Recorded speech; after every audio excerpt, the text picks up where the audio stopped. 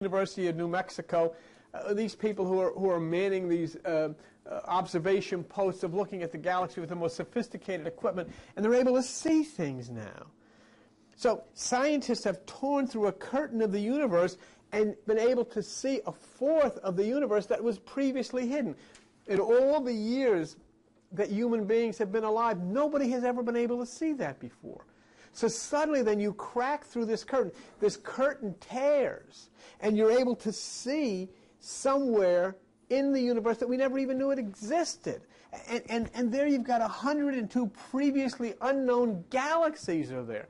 Imagine this is, 1998, and we're sitting here thinking how sophisticated we are, not even knowing that there's 102 galaxies that we never even knew were there before, and suddenly we see them. It's an extremely exciting thing to be aware of what's happening today. Things that other people just say, well, religion, for instance. Religion is based on people saying this is the way things are, but it's not the way things. It's the way they believe they were. They believe the earth was flat and so forth, and then. But the problem with religion is even when they find out that they were wrong, they can't do anything about it because it's in their book.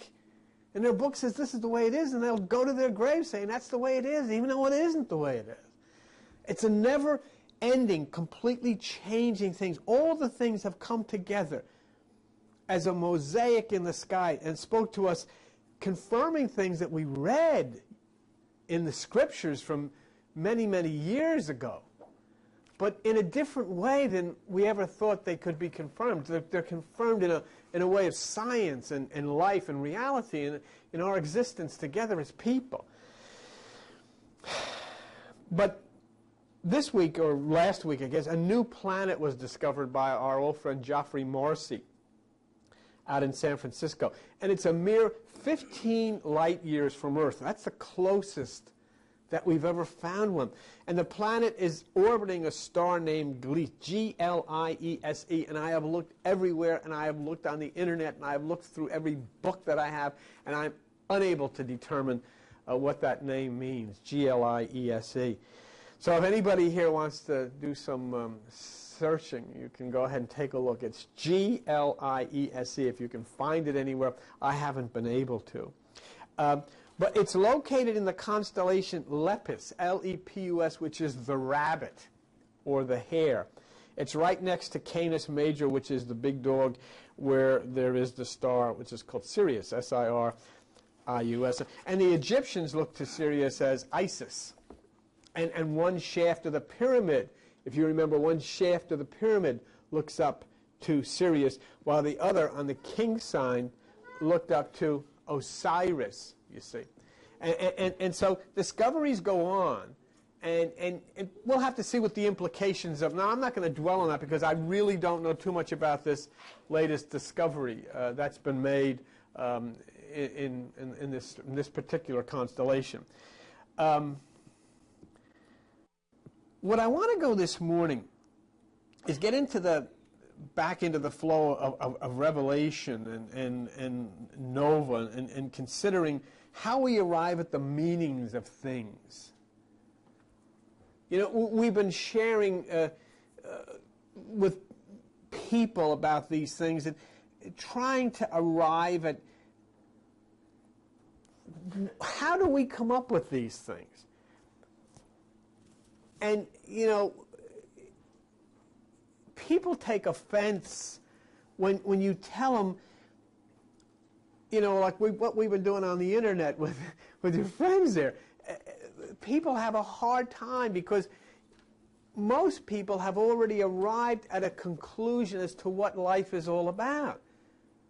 And they reach a scientific principle and say, this is the way it is.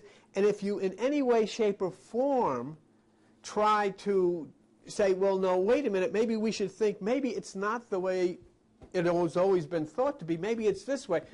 Then you set up this conflict, and it's no longer what's right and what's wrong or what's left and what's right. It's the question of how do you protect what you've always held to be true.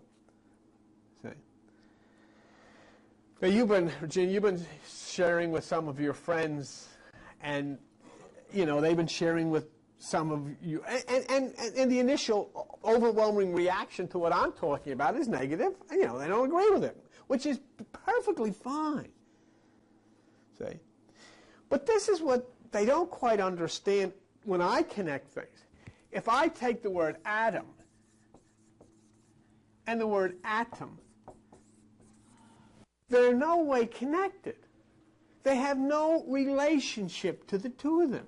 If I take the word angel and I take the word angle, they're no way connected.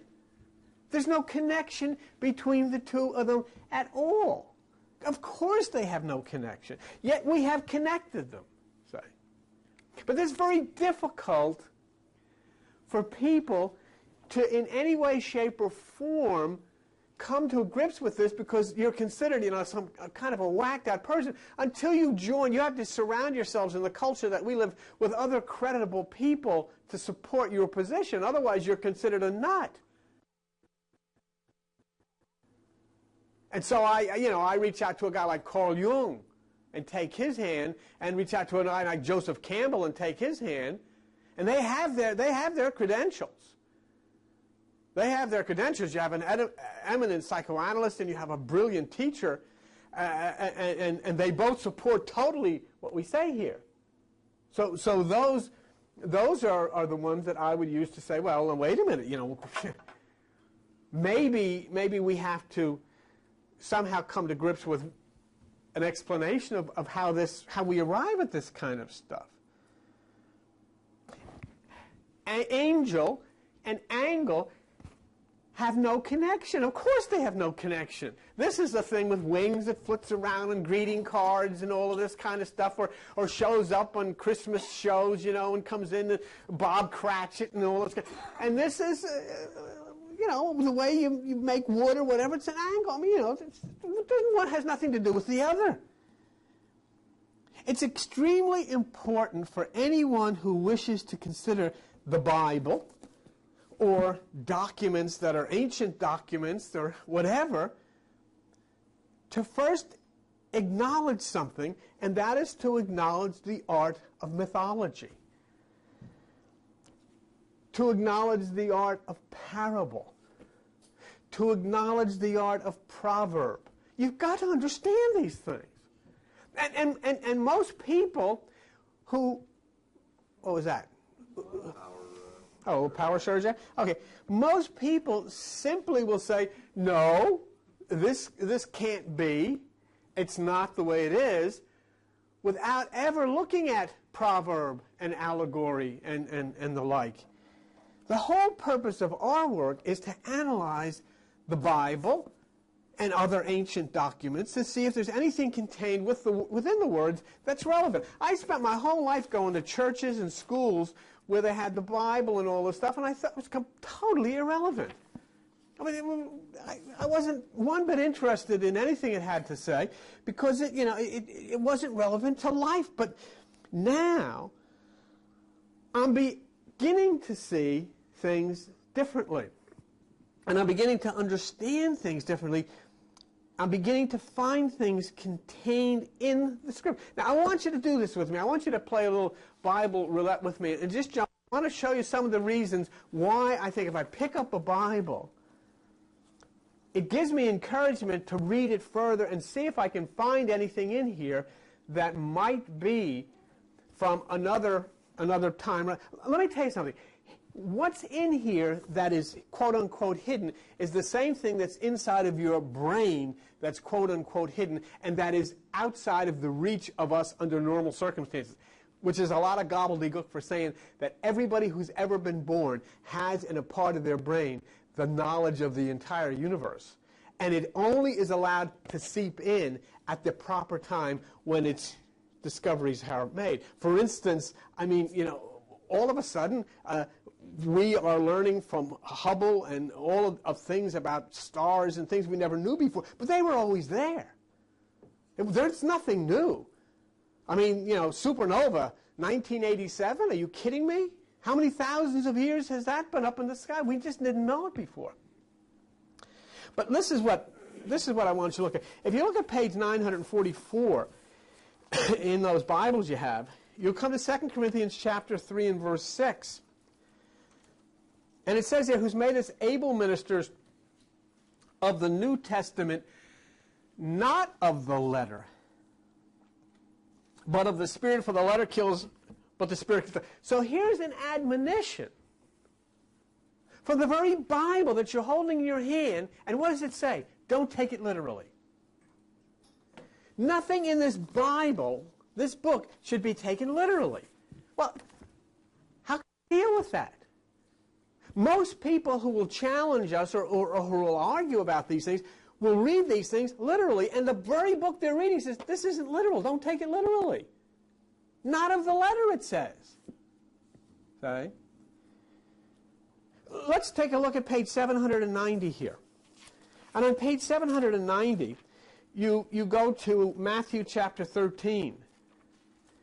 And in Matthew chapter 13, if you look at verse 34, Matthew chapter 13, verse 30, all of these things spoke Jesus unto the multitudes in parables, and without a parable he spoke not to them. Not even one clear statement was made. Everything was a riddle. This book is saying to you, the whole thing is a riddle. And yet, what do? We've got churches up and down this highway who are saying, I believe every word. But it says right in it, it's a riddle. Then how can you take a riddle literally? But a riddle is extremely important once you're able to understand it. Now you're talking about a coded message. Well, what is that about? What kind of a coded message? What could it be? See? I have here marked on Matthew 13, verse 14. Oh, okay. Here it is. And in them is fulfilled the prophecy. Oh, here's where Jesus says, I speak in parables because they seeing see not, and hearing they hear not, neither do they don't understand. They don't understand what the heck I'm talking about, so I'm going to talk in riddles. Why? Because I don't want them to. By hearing you shall hear, and you shall not understand. By seeing you shall see, and you shall not perceive. And their ears are dull of hearing, their eyes they have closed, lest any time they should see with their eyes, hear with their ears, understand with their hearts, and be converted, and I shall heal. But blessed are you, for you see and you hear. So what he's saying is these people are fakakta, I'm not going to waste my time, they don't know what the heck I'm talking, because they're set in their ways, and they're up and down this highway here, and they don't see and they don't hear because they don't want to. They don't see and they don't hear, not because they don't know that something else exists, but because they are stuck in the tradition of their fathers and their mothers who say you've got to do it this way and you've got to do it that way. Okay. Now, here we have very important stories in this book. But what does it say? Look at page 953. On page 953, it's talking about some Old Testament stuff, and it says in Galatians 4:24, which things are an allegory? Which things are an allegory? It means this is a story that's symbolic of something else. It doesn't mean there's nothing in this book that means what it's talking about. Everything is a riddle. This is a book of riddles. And yet we have people that go and families come in and they're guided by this book, and this guy's reading a riddle to them and telling them how to live their lives. This is a riddle. Okay. If you look on page 502, it says in Psalm 78, verse 2, about the book, I will open my mouth in a parable. I will utter dark sayings of old. This guy's going to utter dark sayings of old. This thing was written 5,000 years ago. What is this all about? Where did he come from? Dark sayings. What are dark sayings? Dark sayings is mythology, metaphor, allegory. And that's the wisdom according to this book. It's all symbolic. And so when we deal with people who are trying to deal with rational things in reality, they totally discount the ancient ways of allegory and parable and proverb and things like that, which are all symbolic of a deep, deep truth. And the deep truth is the same as it was 10,000, 20,000 years ago. You got a head, you think. You think of things, and you're either right, and you can only think on the basis of what you're experiencing. It's always been that way. It's always the same. Why do you know what you know? Not because you're so smart, but because all of these other things developed around you. Some guy living in a cave, he doesn't know what a television is. You wouldn't either unless somebody else brought it in your house. Could you make a television? No, you couldn't make a television. So what do you have to do? You have to push a button, you turn it on. That's all you know. I push a button, it goes on, I see this. How does it come? I don't know, but there it is. Through the wire, I can see. It's nice. I like this. What? So I'm going to take it out. Make your own. What? Certainly, that's ridiculous. Nobody knows anything more than anybody else knew thousands upon thousands of years ago, but all of these things. And what is wisdom, according to this book? Proverbs 1:5, page 541. A wise man will hear and will increase learning, and a man of understanding shall attain unto wise counsels. To understand a proverb and the interpretation, the words of the wise and their dark sayings. The words of the wise and their dark sayings. And see, this is the problem. This is the problem with people who intellectualize to such an extent that they cut themselves off from those who wrote thousands, millions of years ago about deep truths that could only be revealed when one found the answer deep within themselves. What is a myth?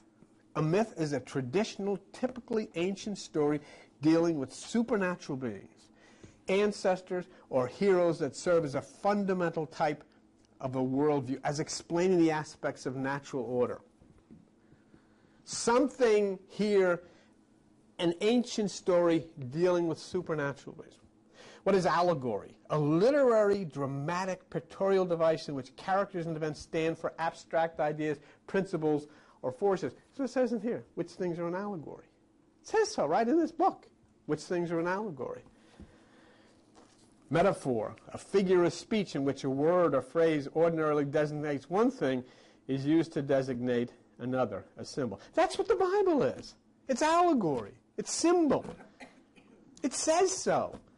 And so when we approach, the first thing that we have to do is we have to understand mythology. And it's not like we don't have any guidance. All of us were recently exposed to one of the most brilliant exponents of the nature of myth, and a gentleman who, you know, the one we're talking about, the people we've been talking about, whom they should really read and they should really listen to, Joseph Campbell. Joseph Campbell was a brilliant exponent of myth and symbolism. And he revealed to the whole world the truths that were hidden behind symbols that people had no idea. They have no idea what was being written. Medusa with snakes coming out of her head, that's as far as they can get, not understanding there's relevance to all of these stories. We also have the knowledge of a renowned psychoanalyst whose name was Carl Jung. Men so wise tried to enlighten us about the nature of these things, but we refused to listen to them. In the same way, religion refused to listen to a guy named Galileo. And they refused to listen to a guy named Copernicus and to Kant. We always seem to gravitate to our local or our favorite or our traditional cult, and we cut away the words of the wise. This is what Carl Jung said. Carl Jung said of myths, they are archetypes of the collective unconscious that transfer from the mental sphere or rational ideas to the obscure subliminal out of which dreams arise. In other words, the hidden meanings or dark sayings that the Bible talks about are things that came from deep within the inner reaches of consciousness of those who wrote strange words. The inner reaches which have been unstained and unchanged from the beginning of time. Somebody wrote this stuff.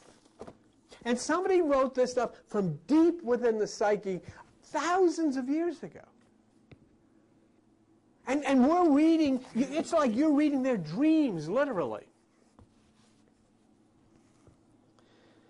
For even though the outer mechanics have changed, the inner reaches of the human mind which produce the myths in the Bible have always been the same. Joseph Campbell, Do you know Joseph Campbell? I mean, everybody who questions this or who takes a position that this is completely wrong should be forced to sit down and watch Joseph Campbell. Argue with Joseph Campbell. Joseph Campbell follows the lead of Carl Jung and says, myths and dreams are motivated from a single psychophysiological source, the human imagination moved by conflicting urgencies bringing forth from deep within. Deep within is where this stuff comes from. As the imagery of a dream is a symbol of the psychological state of the dreamer, you and me, mythology is a symbol of the psychological state of the human race. Great stuff. See? And these are the people that, we really want to say, gosh, could there be something to what they're talking about? It's like the 100 monkey idea, They know what to do because it's within them. They have no ideas that monkeys on the other side of the earth are doing the same thing. It comes from within them. They got to wash the monkey cannot wash his food unless he's near a body of water. But when he is, he knows what to do. The human race cannot see supernova in 1987A unless there's a Hubble up in the sky to show you the picture. You couldn't see it. You would never know it's there. Somebody had to develop, through the evolution of consciousness, the intelligence to put together this Hubble, point it up into the sky, and then you could say, wow, look what's there. Because now your evolution of your brain has reached a point where you now can see the eye in the sky. You couldn't see the eye in the sky until you had evolved consciously to the intelligence of being able to do this. Now you are. The monkey has to wait for the water. In order to wash his food, we have to wait for Hubble. And now it's arrived. So we've evolved. But deep within lies the truth, regardless of how ancient it may be. And that's what's so interesting about this. So one ancient person can write in mythological terms about anatomy that hasn't been discovered yet, and about cosmic things that haven't been discovered yet. It's all within each of us. Everything is within each of us. I mean, don't you understand? You and me are no different than the people that lived thousands upon thousands of years ago, except we benefit from the time and evolution that has gone past, and we've learned the thing. There's nothing there that they couldn't have done. Moses didn't have to walk across the desert. He could take a cab. He could have flew. What did he walk for? I don't know where this is. What is he going? Why not take a plane? What the heck are you doing this? They hadn't evolved. But the knowledge to build planes was there. They hadn't evolved. It wasn't hidden. It was in everybody's mind. Hadn't evolved. So, this is what we understand. The human race cannot see supernova unless there is Hubble. Even though the inner recesses know, the monkey has to wait for the water. And we had to wait for Hubble. But still deep inside was that truth, waiting to come out as soon as we stumbled on the vehicle that would show it to us. We stumbled on Hubble, and now we see supernova. The monkey comes down. I got this. What's that? That's water. That tastes a lot better. I got all the sand all over it. Why? So one thing has to wait for the other. Thus, an ancient person, just think, an ancient person can write in mythological terms about anatomy that hasn't been discovered yet and about cosmic things that haven't been discovered yet. It's all within each of us. And as soon as the outer activity appears, it can be compared to what initially came out in the inner, in the form of myth. M-Y-T-H. In his book, The Inner Reaches of Outer Space, Joseph Campbell sums up more beautifully than anyone I've ever read exactly what this is all about. Joseph Campbell says this. Get this. This is great. This is my kind of guy.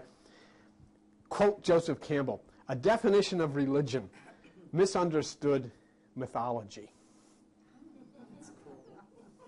Is that great? Misunderstood mythology. That's what religion is. And Campbell goes on. the virgin birth, the promised land as a portion of the Near East to be claimed and settled by a people chosen of God.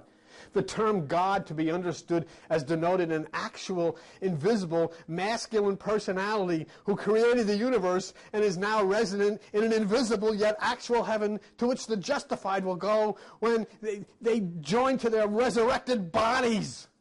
And Campbell says, what in the name of reason or truth is a modern mind to make of such evident nonsense? Finally, the Upanishads of Hare Krishna speak to the matter thusly. Just as those who do not know the spot might pass time and again over a hidden treasure without discovering it, so do all the creatures of this world pass daily into that Brahma world, deep within themselves, without discovering it, because they are distracted by false ideas. Whereas Jesus in the Bible says they look and look, but they don't see. They listen and listen, but they don't hear. So if you try to explain to someone who has no knowledge of the underlying origin of myth or metaphor about Adam and atom, if you try to explain that, they will rightly say that the words have nothing in common, because it's true. The words have nothing in common. If you try to explain that an angle is an angel, they will say, no. The words have nothing in common. I will give you that. But the lack of understanding of the nature of myth, with which Joseph Campbell talked about, directs one to the intellectual construction of the word itself without considering the physical activities spoken of in both the document and the scientific reality in which we live. Adam and atom sound alike. But that's not my basis for the assumption that they're the same. Okay? What I am saying to you is I am saying that Adam and atom are the same. But I am not saying because of the fact that they sound alike, are they the same? The basis for the assumption is the physical activity spoken of in the document, and the scientific reality spoken of through science and of those who have taught us and where we live. See, Adam and atom do sound alike. But that's not the basis for my assumption. Okay? That's not it.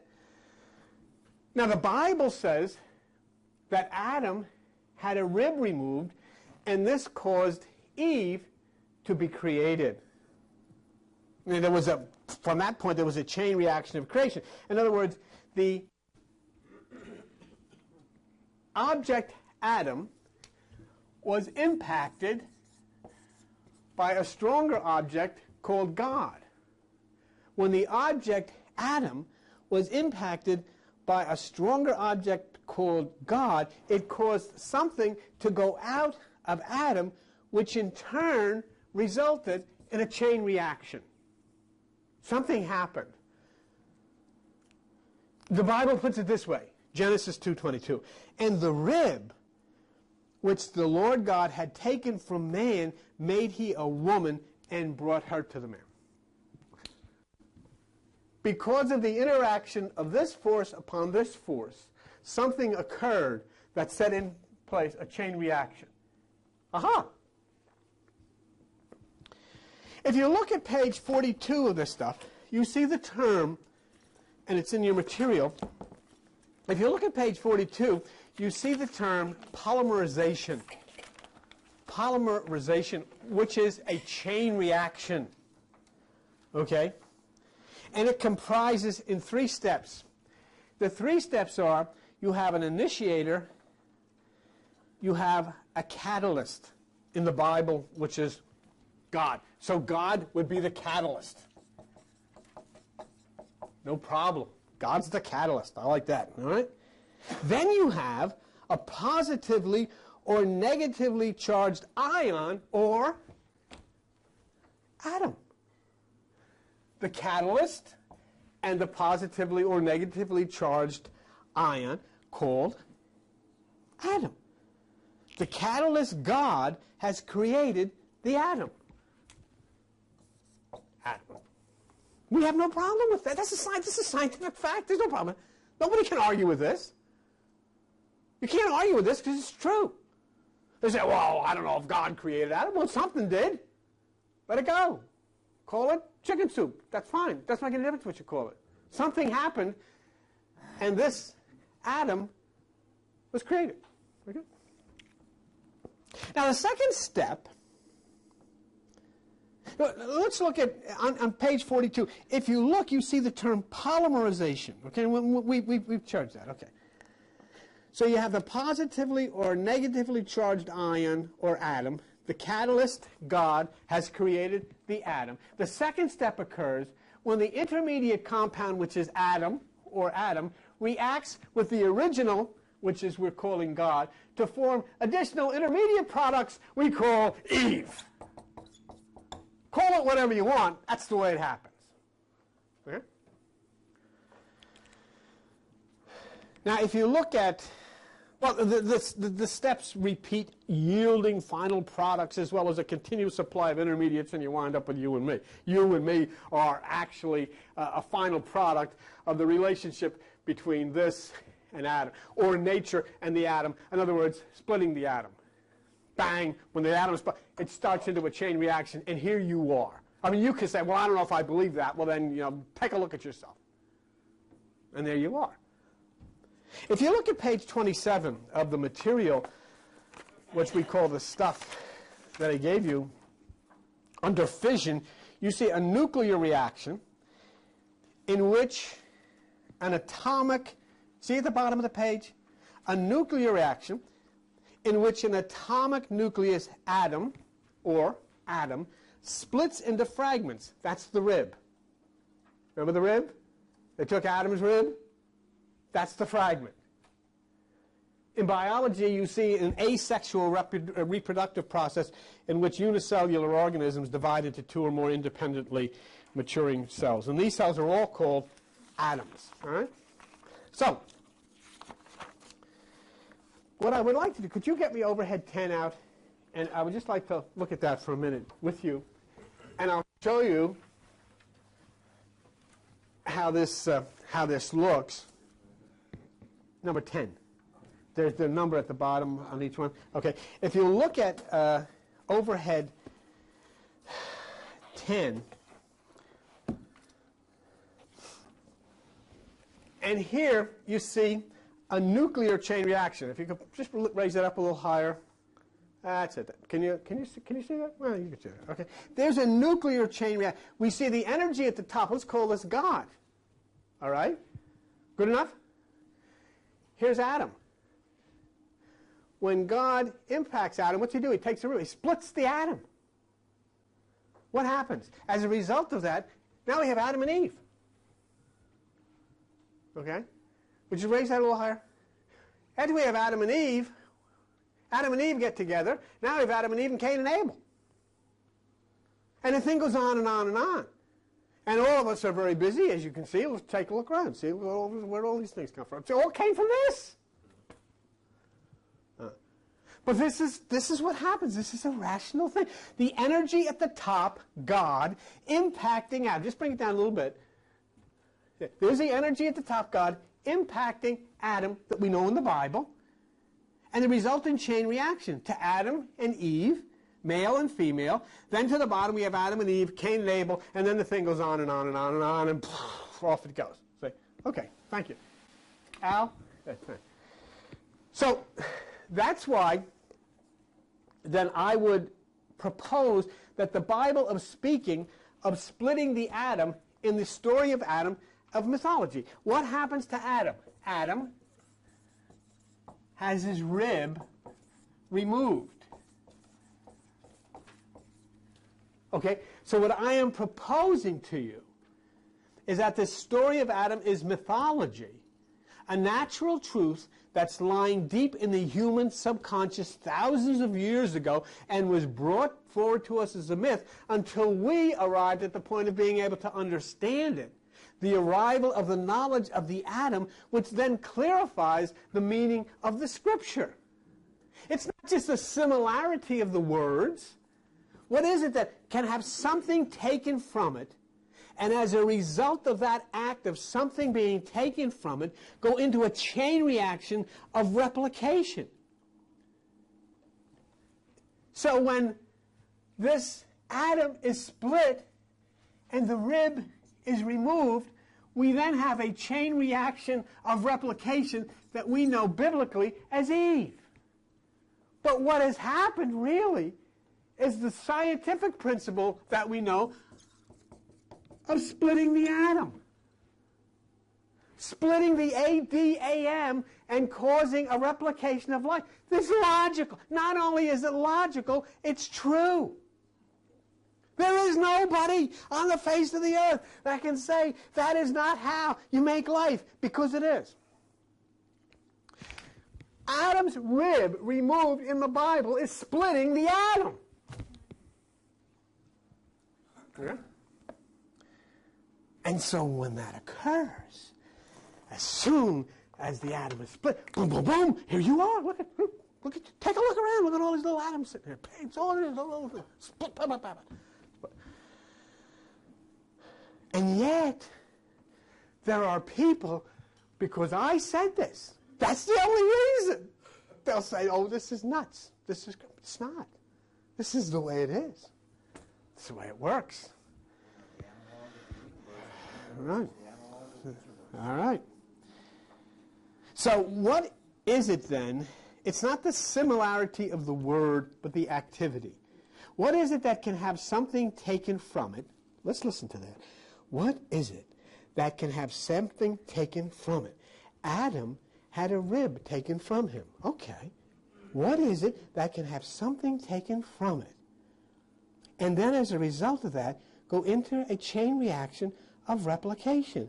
Adam had a rib removed. ATOM has an electron removed. When the electron is removed from ATOM, it goes into a chain reaction of replication, and there's atoms all over the place. When the rib was removed from Adam, there came Eve, and then there was little atoms running all over the place. Doesn't it? I mean, doesn't it certainly make sense? Of course it is. But how? See, you know what they can't deal with here? Most people can't deal with is the fact that they go to church for this stuff because grandma says you got to go. But they don't believe this stuff. They get their kids confirmed and they get this put stuff on it, but they don't really believe this stuff. But now you're getting to a point you're messing with them because you're saying that the very first or second page of the Bible is talking about nuclear fission. Who wrote that? And let me ask you this, Father and Pastor, why did you spend your whole lives not telling anybody that the very first page of the Bible was talking about nuclear fission? Because it is. So let's use the same method concerning that we've used with Adam and Adam. Let's use the same method in looking at the question of angles of light and angels of light. Oh, could there be a connection? Oh, he's making up words. Well, certainly. By looking at that, you can't say there is. See, I can't say that because Adam sounds like Adam, that there's a connection. That's just a coincidence. I don't reach a conclusion based on it. You know, you've come here long enough. I never do that to people. I never say, look, Adam sounds like Adam. That must mean that it's an atom. That's nothing to do with it. How do we reach the conclusion? Because when you split the atom, you create energy. When they split this atom, they created Eve. That's curious. I wonder if there's a connection. I would think so. Because it all starts in the very beginning. Taking a rib from Adam is simply splitting the atom. Oh, you say, well, now the word Adam and the word Adam, they don't have anything in common. They don't have anything in common until you split both of them. When you split both of them, all of a sudden they got something in common. This one's got energy. This one's got Eve. This is simply a symbolic story of this. I mean, why is that so? But you know why? You cannot get anybody to buy this because I said it. If they come up with this idea, this isn't God. But I said this, and so instantly it becomes, the guy's in the cellar there with a fork and river. Okay. But I mean, please, just think logically. Here's a book that's been around for eons of millions of thousands, hundreds of thousands of years, or whatever it may be. So just think of this then. What is it talking about? If it's talking about taking a rib from Adam, is it talking about splitting the atom? And if so, then we have some. Now, when we talk about angels of light, and we talk about angels or angles of light, what is it that enters the earth from above on an angle and impacts human beings, and what is the substance called? This is the earth. Okay? That's the earth.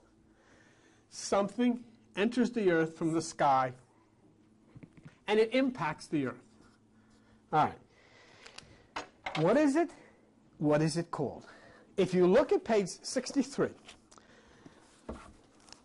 on the material that you have, page 63 says Dr. Gary Toller of the National Aeronautics and Space Agency talks of diffuse celestial zodiacal light, which is in paragraph 1, 2, 3, 4, 5, 6, 7. Paragraph 7, diffuse celestial light, zodiacal light, which reaches Earth after being reflected by nearby dust. It is angled light. In other words, when light is coming down to the Earth, it then hits this celestial dust, and it is angled. The light enters the Earth on an angle.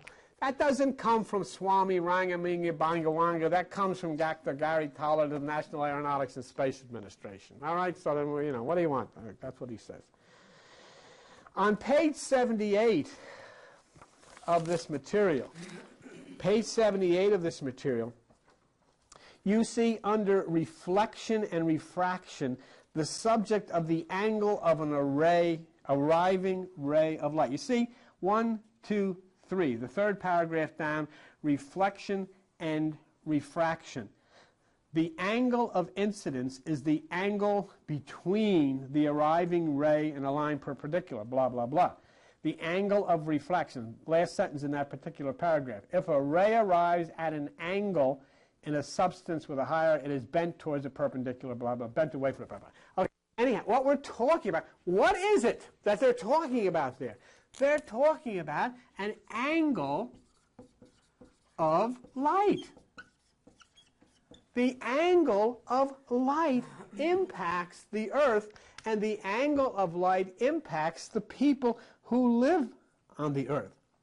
Now, if you look at the very last paragraph on page 78 of the material that you have there, it talks of light arriving at the edge of an object and is diffracted or bent. Do you see that?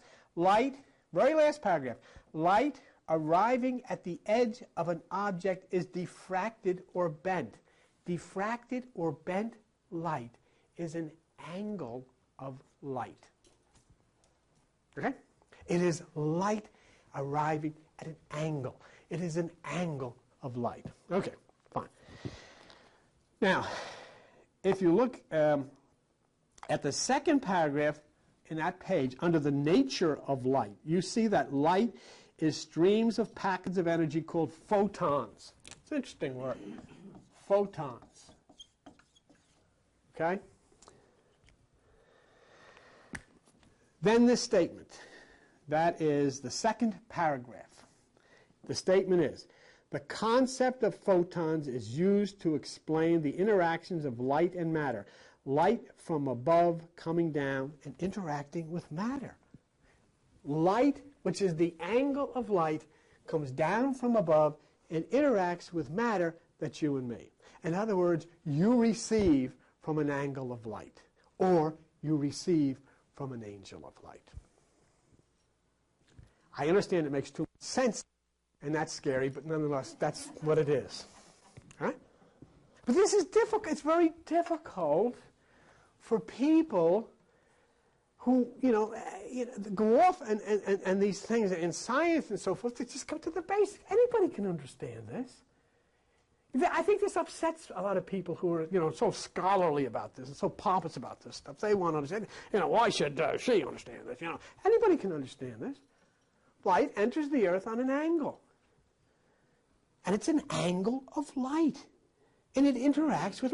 Now, if you go to page 71 of the material, the stuff that you have, you see what this light that comes down at an angle from above and interacts with us is called other than photon. Okay? On page 71, under that, you see, under gauge boson, you see that these are called what? What are these angles of light called? Messenger particles. They're messengers. I didn't say that. No religion said that. This, if you look at the very top, comes from the Encyclopedia of Science. Okay? Fundamental particles that act as messenger particles. These are angles of light that come from above. They are messengers. Come on! What is it when the angel comes? And the angel came and appeared to the Virgin. I have a message. What? Oh, you must be a messenger particle. Yeah, I read about you. You're a gauge boson. Yeah, my last name is Boson. That's what it is. I mean, you've got it here. This isn't from any whack that. This is from encyclopedias. That's what it is. It's a messenger particle. Messenger particles, and the most common messenger particle, it says right here, is called photon. So the photon, which is an angle of light from above, which interacts with us, and is called a messenger. So they don't have to say, and the angel Gabriel announced to me. They should say, and the angle from above, the photon gave the information. How does the photon give the information? It goes into your head. It gives the information. Now, on that same page, 71, you got open it? Under gauge boson, you see, what are these? Messenger particles.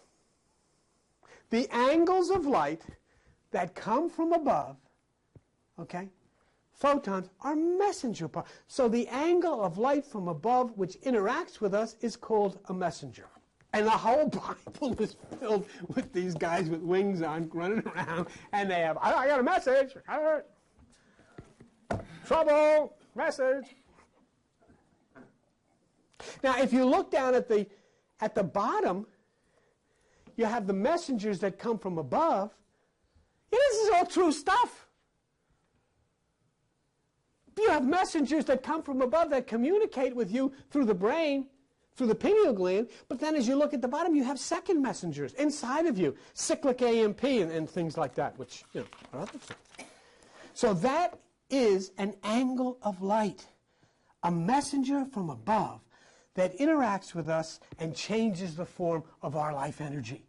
And I'll tell you something, I can prove it, and so can you. And that's what's good about this. You can prove that. This is fact. That's what an angle of light is. And on Matthew 1:20, it says, Joseph appeared on these things, and an angel of the Lord appeared in a dream. What is this? He's dreaming. I had a dream. Do you have dreams? What happened? In this particular thing, it's saying that an angle of light, electromagnetism, impacted the pineal gland of the brain, stirred up the brain, and he was able to conceive and understand. An angle of light appeared in a dream and delivered a message. That's what's being said there to Joseph and Mary. Get the heck out of here. In Acts 7:38, it says, "This is he that was in the church in the wilderness, which the angel which spoke to him in Mount Sinai." In other words, the oracles of the message was delivered by the messenger who was the angel, or the angle of light. Revelation 5:2, "And I saw a strong angel proclaiming with a loud voice, who's worthy to open the book?" Messengers are angels. This is the angles of light. The messenger particles are angels. The messenger particles are angles. And they come down from above and they interact with you. And when you are open to the angle of light, then the message is delivered to you. The problem is most people are closed, totally closed to the angle of light. And they are not, because they're not meditating, they're not practicing the single eye. The eye is closed and the light cannot get through. That's why I look at angels of light and angles of light as the same. Not because their roots are similar, but this part, which is the similarity of words, can only be considered after one establishes the identical result.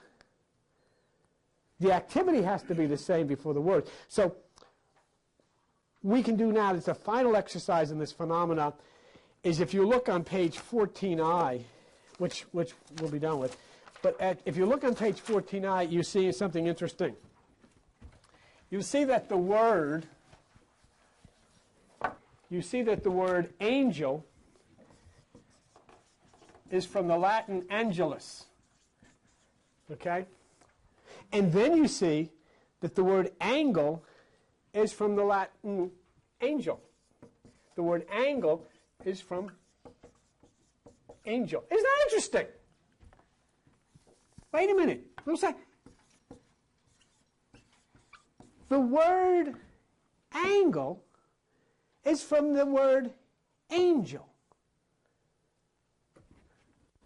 And so then an angle of light, which impacts the brain, is an angel of light. Consider this last point. You all know what a fish is. They swim in the water. Fish are considered brain food. In mythology, the fish is considered the higher self. Kabbalah says God had his dwelling in the great sea and was a fish. The fish swallowed Jonah. It's mythology. St. Augustine says of Jesus, he is a fish that lives in the midst of the waters. And the symbol of Christ, wherever Christ went, was a fish. Now, how does the Bible say that one catches fish, or in this case, is able to take hold of God, the fish, or Jesus, the fish? Okay? It says in Isaiah 19:8, "The fishers also shall mourn, and all they that cast angle into the brooks shall lament, and they that spread nets upon the waters shall languish." Interesting. They cast angle, but some of them are not catching anything. In Habakkuk 1:15 it says, "They take up all of them with the angle. They catch them in their net. They gather them in their drag. Therefore they rejoice and are glad." These take up the angle and catch them in their web. What is the net? Do you have a net? You say, "Well, I don't know if I have a net." Yes, you have a net. It's in your head. And the net in your head is called arachnoid, which is the web. Arachnoid is the web. It's in your head. So you catch them in the web, the arachnoid. Therefore, so the angle catches the fish, which is God or Jesus, in the net, which is arachnoid of the brain or the veil of the temple. So as we just wrap this up, let me just suggest to those who try and learn of myth and symbols, okay? Let me suggest to you a book. Because the intelligentsia of the world is totally devoid of understanding of this. The book, many of you have it, and the book that I would recommend to you is called The Dictionary of All Scripture and Myth by G.A. Gaskill. G.A. Gaskill. In the beginning, and we'll wrap this up here, in the beginning of Gaskill's book is a quote from Max Muller. Listen to this. He says, "Unless we learn to understand this metaphorical language of the ancient world, we shall look upon the Upanishads and on the most sacred books of the East, including the Bible, as mere childish twaddle." So let me conclude today with this statement in Gaskill's concerning the very things that we're doing here and we're talking about here. Quote, "For a universal language such as this could not be invented and applied by man. It is possible for the Scriptures literally to be the work of man, but it is impossible for their worldwide undermeanings to be other than superhuman and transcendental. It matters nothing, however grotesque the wording of Scriptures may be. It is the symbolism alone which is precious and worthy of our best efforts to elucidate. And that was written by Mr. Gaskell. And so when we become so intelligent and so brilliant that we miss everything, then we've accomplished nothing. There is nothing that is written that any of you that were sitting here this morning were not able to understand. And these are the most complex things of the nature of God.